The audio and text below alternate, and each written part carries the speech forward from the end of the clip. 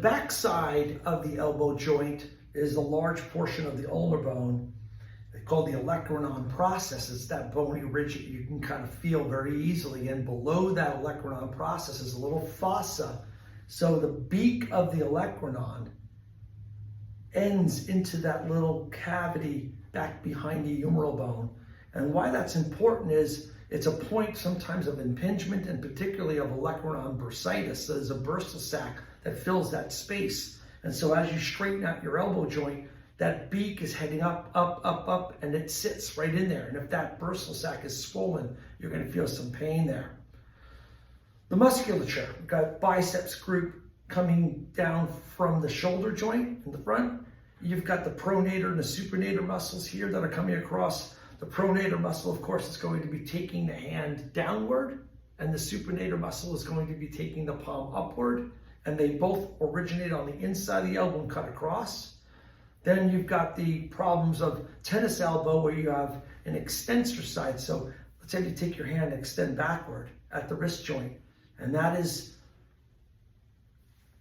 due to the fact that these extensor muscles here are originating on the outside of the elbow, heading on down to the hand, and when they contract, they extend the hand backward.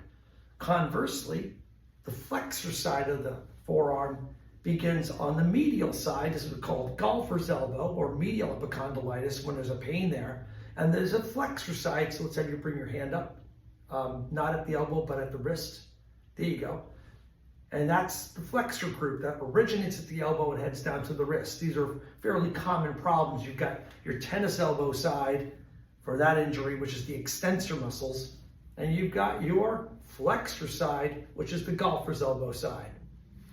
Other conditions of the elbow here could include the pronator and supinator problems. A lot of times, particularly in tennis, when somebody has a very strong, say, top spin shot, or in golf where you're taking your hand and you're trying to close it out for a draw swing, there's a lot of extra usage of that supinator and that pronator group that are in the front of the elbow.